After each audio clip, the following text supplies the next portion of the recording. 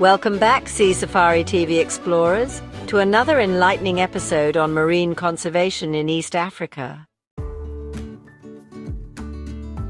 The Western Indian Ocean, a breathtaking expanse of rich biodiversity, vibrant coral reefs, and thriving coastal communities.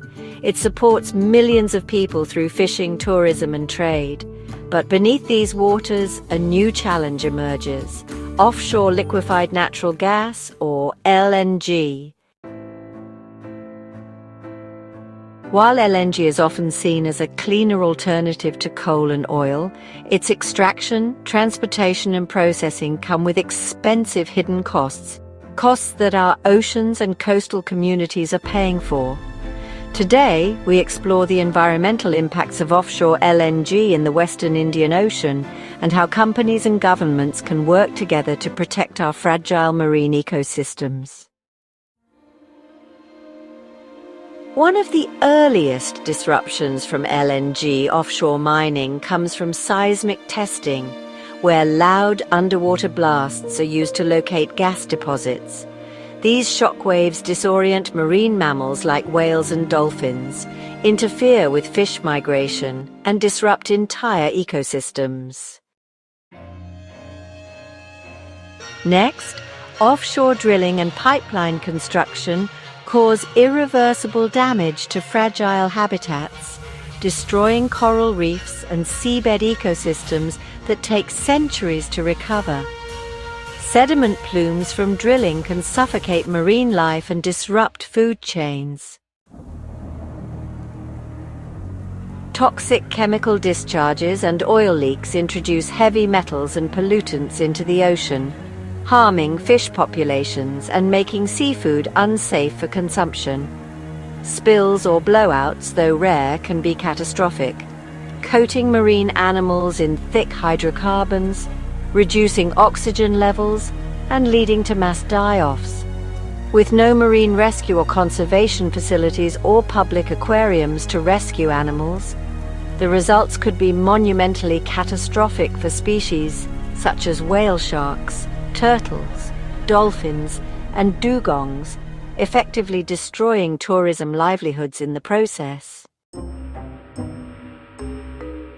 LNG tankers navigating shipping routes increase ocean noise pollution, disturbing marine life and raising the risk of vessel strikes on endangered species like sea turtles and whales. Again, marine animals who get caught in busy shipping lanes will no doubt die without animal rescue and conservation support. And then there's the broader picture: climate change. LNG emits methane, a greenhouse gas 80 times more potent than CO2 over 20 years, accelerating ocean warming, coral bleaching, and extreme weather events.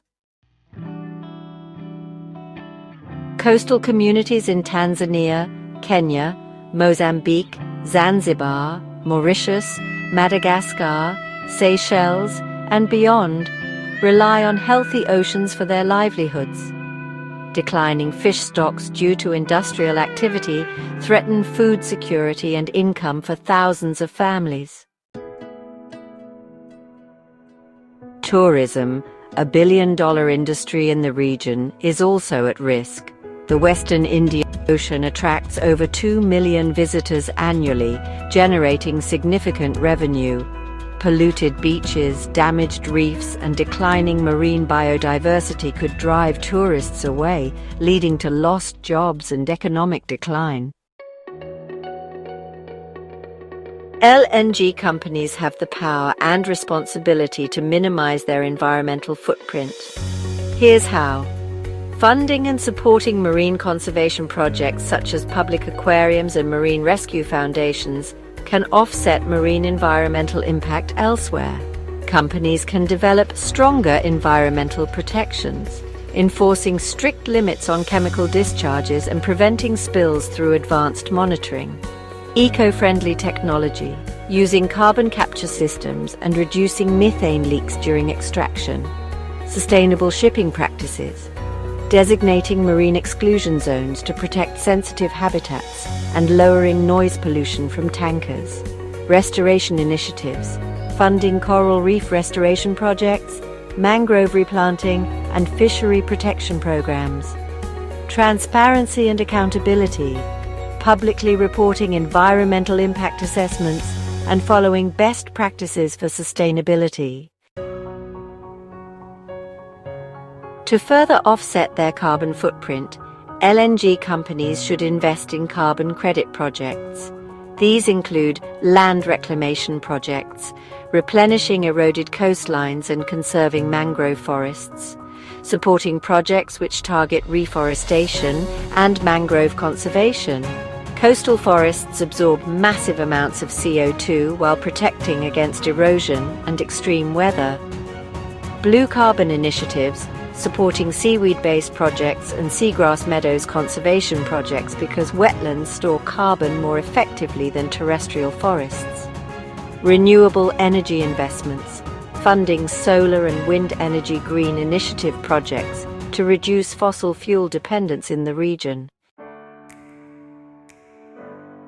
By supporting verified and local carbon offset projects, LNG companies can make a meaningful difference in tackling climate change and ensuring ocean health. Governments in the Western Indian Ocean region must be ready to enforce policies that require LNG companies to prioritize sustainability. Here are 3 key measures.